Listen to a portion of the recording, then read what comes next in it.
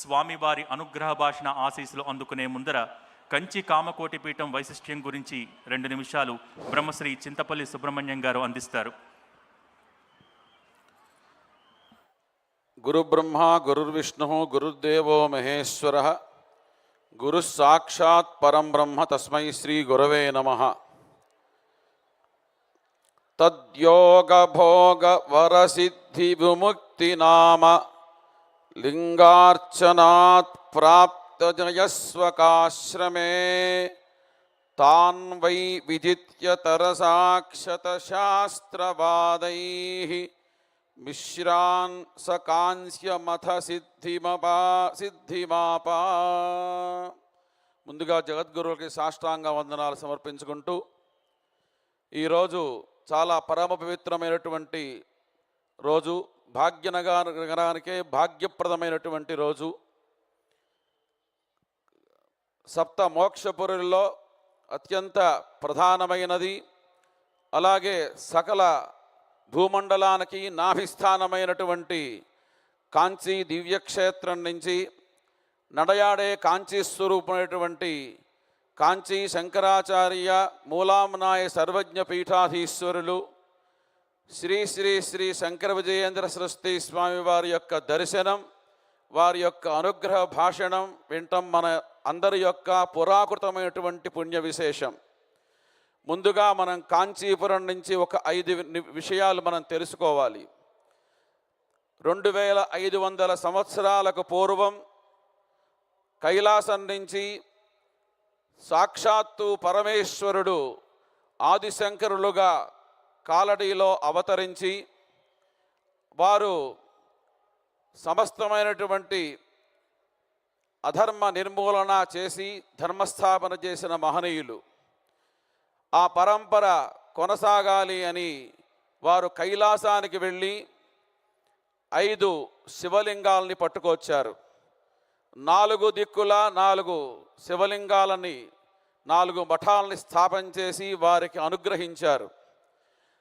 అందులో అత్యంత ప్రధానమైనటువంటి యోగ శివలింగాన్ని వారి దగ్గర అట్టపెట్టుకొని వారు భూమి మీద ఉన్నంతకాలం వారే స్వయంగా అర్చించి వారు కాంచీపురంలో సర్వజ్ఞ గురుపీఠాన్ని వారు స్థాపన చేశారు. నాటి నుంచి నేటి వరకు అది అత్యంత పరంపరగా కొనసాగుతూ ఉన్నది. దాంట్లో భాగంగా వారు 5 ప్రధానమైనటువంటి కార్యాలని కాంచీపురం నుంచే చేసినట్లు మనకి శివరహస్యం లాంటి గ్రంథాల్లో అత్యంత ప్రామాణికంగా కనబడుతూ ఉన్నది. మొట్టమొదటిది, వారు సర్వజ్ఞ పీఠాన్ని కాంచీపురంలోనే అధిష్ఠించారు. రెండవది, కామాక్షి అమ్మవారి దగ్గర శ్రీచక్ర ప్రతిష్టాపన చేశారు. సకల భువన చక్ర ప్రతిష్టాపక శ్రీచక్ర ప్రతిష్టా విఖ్యాత యశోలంకృతానాం అని మన కాంచీపీఠం యొక్క స్వస్తివాచనంలో కూడా చెప్తారు. ఇక మూడవది, షణ్మత స్థాపన అనేటువంటి గొప్ప కార్యక్రమాన్ని వారు చేశారు. అట్లాగే అక్కడ వారు యోగలింగం యొక్క ఆరాధనని ఎన్నో సంవత్సరాలుగా అక్కడ చేశారు.